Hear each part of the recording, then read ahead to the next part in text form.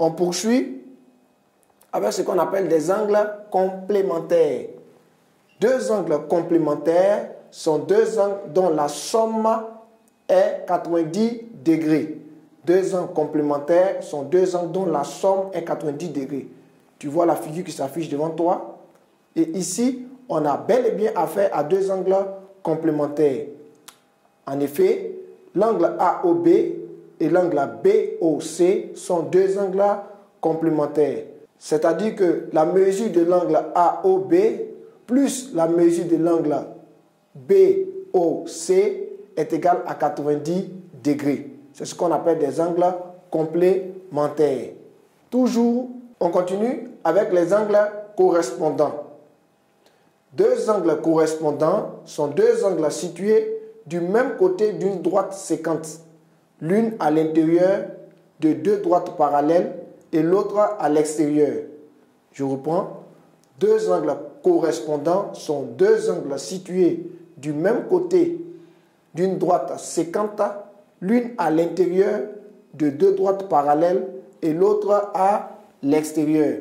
On voit la figure qui s'affiche devant nous.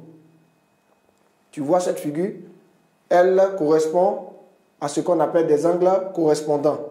Ici, on a l'angle AOB et l'angle CO'D qui sont deux angles correspondants. Ça va? Qui sont deux angles correspondants. J'espère que tu suis bien avec moi. On poursuit avec les angles opposés. Deux angles opposés dans un parallélogramme sont deux angles situés en deux sommets opposés. Ils ont la même mesure.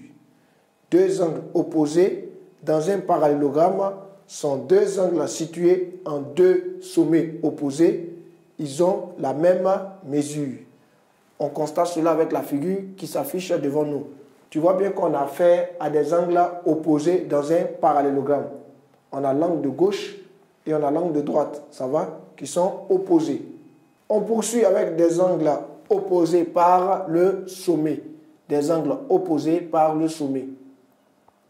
Il faut savoir que deux angles opposés par le sommet sont deux angles dont les côtés de l'un sont les prolongements des côtés de l'autre. Je reprends pour toi.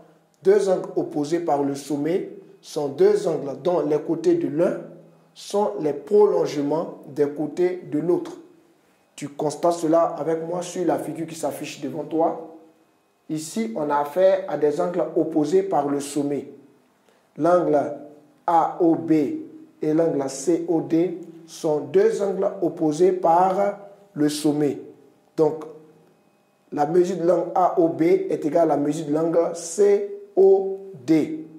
Ça va? Ici, ils sont opposés par le sommet O. Donc, de part et d'autre, on a des angles qui sont opposés. On termine avec ce qu'on appelle des angles supplémentaires.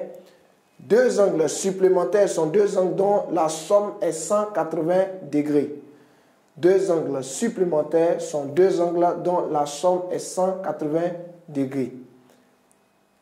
Tu vois bien cela avec la figure qui s'affiche devant toi.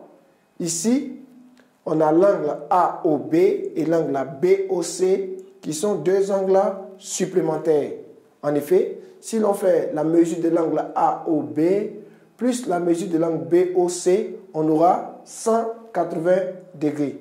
Voici ce qu'on appelle des angles supplémentaires. Chaque fois que tu auras affaire à deux angles dont la mesure est égale à 180 degrés, tu peux dire que ces angles-là sont des angles supplémentaires. J'espère que tu as bien compris, tu as bien suivi tout ce qui a été dit. Ok, j'ai été très ravi de faire ce cours avec toi. J'espère que tu as bien compris comment on définit un angle. Tu sais maintenant reconnaître un angle. Et aussi, tu as bien compris qu'il y a des angles qu'on appelle des angles particuliers. Et maintenant, tu peux les nommer, tu peux les tracer et tu peux les mesurer. Je t'encourage à t'exercer davantage.